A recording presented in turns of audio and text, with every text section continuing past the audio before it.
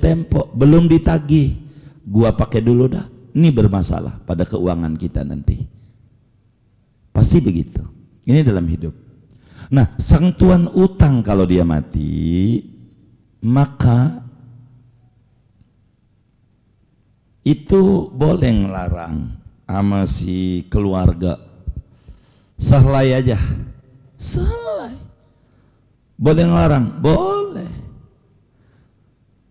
Begitu, sahlai.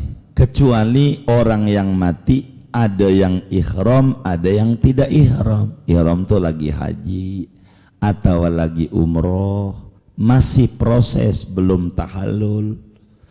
Kan ada peraturan, orang laki wajahnya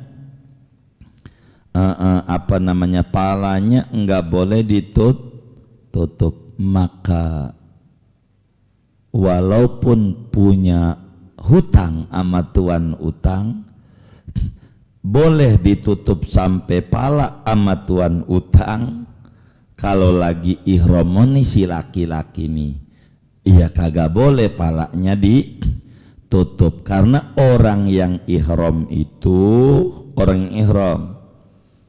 itu ketika mati mengikuti cara ihramnya. Orang laki palanya dibuka, ya dibuka. Perempuan wajahnya dibuka, wajib dibuka. Begitu. Karena nanti di akhirat dia talbiyah sebagaimana dia sedang berihram. Bukti bahwa dia sedang melaksanakan ibadah haji belum selesai. Itu begitu aturannya. Itu makna illa ra'sal muhrimi wa wajhal muhrimati, kecuali pala orang yang sedang ihram dan wajah perempuan yang sedang ihram, itu haram ditutupnya. Haram karena mati lagi ihram. Bukan mati di Mekah, kan di Mekah belum tentu ihram, ya kan. Mati sedang ihram, belum tahallul. Aturannya begitu. Satu, di mata Allah hak mayit menutup kalau di mata tuan hutang satu helai. Ketiga, di mata keluarga ahli waris. Wa bin nisbati lil warasati hakul mayiti salasatun. Di mata keluarga dia karena duitnya duit dia juga, maka mengkafani kalau laki-laki 3 lembar, perempuan 2 lembar. Laki-laki nanti ini di depan urayanya, tapi kami potong dulu panjang. 3 lembar laki-laki di luar gamis, di luar surban. Berarti kalau ditambah gamis tambah surban, perempuan 2 lembar di luar gamis, kerudung dan kain. Rok gitu. Roknya. Begitu. Kerudung, rok, baju. Ininya 2 lembar. 5 juga. 5. Tapi lembarannya ini kalau laki-laki 3. Jadi sebelumnya kan diukur mayitnya panjang berapa, lebihin sejengkal buat ngikat, jangan lempeng. Tingginya 130, 170 lebihin buat ngikat, buat pocong orang sebut, buat ngikat. Bikinin itu, ama bikinin tali di samping 3 lembar tuh laki. Tali berapa? 5 buat kaki, buat dengkul, buat pinggul, buat dada, buat pocong atas 5 itu bisa dibikin 1. Boleh 1 tuh bagaimana ya?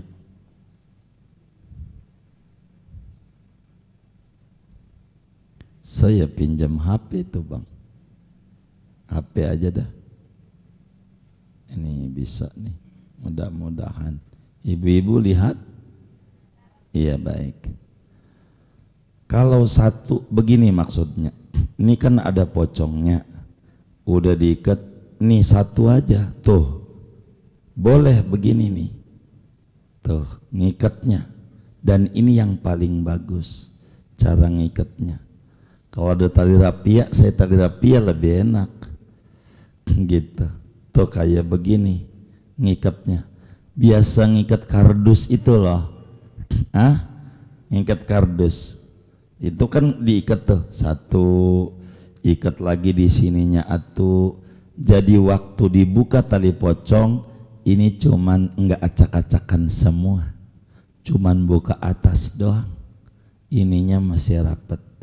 Itu begitu, namanya 1 aja tapi panjang, kayak ngikat kardus itu. Namanya ikatan apa kayak begitu? Sampul, baik. Kayak begitu tuh. Kalau di kebun jeruk bagaimana? 1-1. Oh iya, boleh juga. Artinya enggak 5, 1 tapi panjang, ngikatnya begitu. Tarda kalau dari bawah tuh saya terangin, enak neranginnya. Itu begitu. Kasihan tuh yang di luar sampai lihat-lihat. Iya, diri lah kalau nggak kelihatan nggak apa-apa. 3 lembaran itu kemarin udah dibahas, kudu dibukurin, dibukurin. 3 lembarnya nggak boleh sama, kecilan, gedean. Yang nempel di badan kecilan, yang di nomor 2 lebaran, yang di paling terluar lebaran. Paham nggak? Kalau paham, saya nggak terangin lagi. Jadi kalau ini yang nempel di badan segini, kan bakal dilipat begitu. Ini segini, maka lebihin. Kalau yang nomor 2-nya, terluarnya lebih panjang. Dengan diikat kiri dulu, paling bawah, kanan paling atas. Tahu kanan, ini mayit. Wah ini nggak bisa nyontoin, nggak muat ini. Gini aja dah, gini aja. Anggap aja nutup semua, kan begitu. Ini ada kanan, ini ada kiri dulu, tuh begitu. Nggak cukup lagi nih menyontoinnya.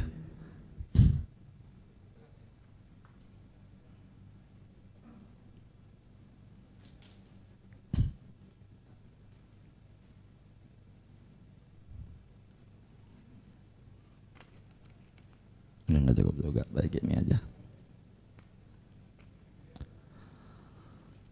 Ini anggap mayit, yang bagus palanya di timur, kakinya di barat, posisinya mayitnya. Ini ada kiri ada kanan, anggap deh ini lebar amat ya, anggap aja deh begitu. Ini kan susah, ini harus dipotong, anggap aja begitu. Ini namanya kiri, kanan di atas, kayak tangan aja, kayak tangan, sama. Jadi ini kiri ada kanan, kiri dulu di bawah, kanan di atas, tuh kanan di atas. Entar lagi lapisan 2, kiri di bawah, kanan di atas. Lapisan terluar, kiri di bawah, kanan di atas. Bukan 3 begini, kan sama, udah aja gini mayitnya, ya, nah begitu. Begitu, bukan. Ntar tuh dikit lagi pertemuan mendatang. Iya pas giliran fikih kan begitu. Ntar tuh begitu. Pokoknya kita harus ngaji, nggak bisa nggak ngaji. Diingetin. Pokoknya intinya 3 lapis. Dibukurin maren, tahu kan dibukurin? Digitu dulu, dikasih bukur biar wangi. Bukurin, bukurin, 3 lembar ya 3. Jadi ada yang tipis kayak gini nih kan, nih rada kurang tuh bagus, rada lebih, jadi kan terluar lebih tuh begitu. Tapi masalahnya di tukang kembangnya udah begitu. Jangan nyalain tukang kembang, kitanya aja ngomong sama dia, saya pengen sempurna ikut Rasulullah. Kalau begitu bayarnya nambah, kagak ngape. Berapa? Yang penting begini. Begitu. Kan begitu. Kita kan orang tua kita. Masa salah-salah. Biar benar. Orang laki di mata ahli waris kain kafannya 3 lembar. Orang kalau di mata tuan utang 1, di mata Allah sebatas nutup aurat. Tuh segitu tuh ngaji kita barusan tadi. Nah buat tanya jawab aja silakan. Panjang wakmaluhunya, jadi saya mau baca ke bawah masih panjang, terlalu panjang. Nanti aja besok bagaimana mengkafani secara sempurna dan bagus. Pertemuan mendatanglah kita bedah. Wallahu a'lam bishawab. Baik.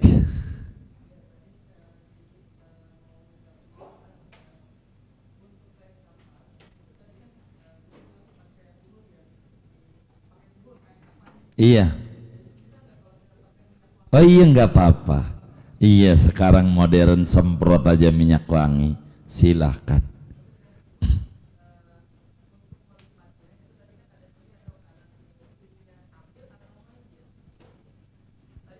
Kayak kita sholat aja, kayak kita sholat itu tangan kiri di bawah kain kafannya tuh begitu. Yang bagian kirinya mayit, iya di bawah, yang kanannya di atas, begitu. Ntar yang lapis 2 begitu, kiri kanan nutup, kiri kanan, itu begitu. Nanti sempurnanya di depan, sempurnanya bagaimana ini surbannya, bagaimana dia roknya ibarat perempuan, kerudungnya entar tuh terlalu panjang ngikatnya di bagian mana fa insyaallah pertemuan mendatang saja biar menjadi satu uraian cara mengkafani sempurna begitu. Sebab kalau saya baca terusin dikit kepotong-potong neranginnya, saya kurang begitu suka nerangin nggak tuntas. Kalau saya tuntasin ini ngaji sampai jam 1, kasihan kalau sampai terlalu siang, kurang lebih begitu. Allah ada. Sudah baik. Oh baik.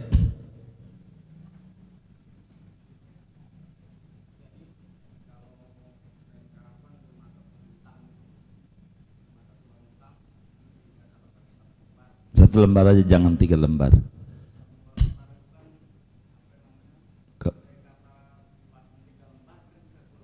Iya.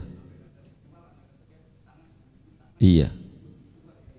Artinya paling tidak dia mengangsur hutang dia. Jangan sampai kemudian kita utang gak nutup, nggak bayar juga, salahnya gede. Kan yang penting dia dibayar 2 tuh. Islam tuh begitu, walaupun nggak menutup. Jangan sampai kemudian hutang tidak diangsur, begitu. Agama tuh hanya begitu berbicaranya. Kalau pakai logika kita, lah timbang 2 lembar harganya berapa, kan begitu kira-kira. Tapi tidak begitu Islam, karena Islam rahmatan lil alamin, bukan mayat doang yang harus diayomi, tapi tuan utang harus diayomi, sebab dia umatnya Rasulullah juga. Begitu Islam. Wallah a'lam.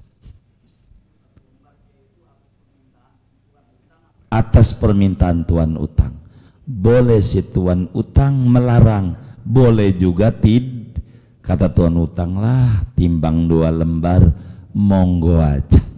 Kata tuan utang, kayaknya sih cukup, kan kontrakannya di 200. Nggak apa-apa. Begitu.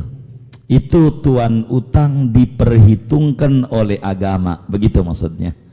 Tuan utang boleh memprotes, boleh. Hanya boleh, tidak kemudian wajib, enggak. Boleh dia memprotes kalau lebih dari 1 lembar. Boleh. Tapi kalau ahli waris memprotes, jangan ngurangi warisan, itu enggak boleh didengar. Enggak boleh dengar kalau dia diwaris. Begitu. Kurang lebih demikian. Allah.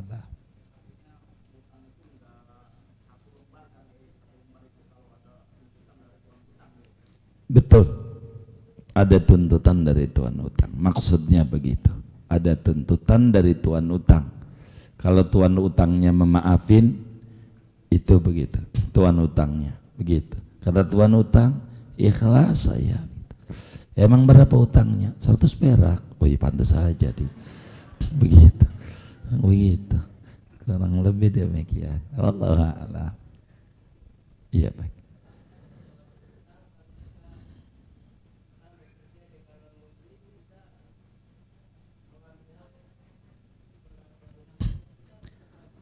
Bagaimana kita berhutang kepada non-muslim, kita bekerja pada bos non-muslim, lalu kemudian kita ngambil barang yang bukan hak kita, bukan gaji kita, artinya tidak dibenarkan, apakah wajib dibayar?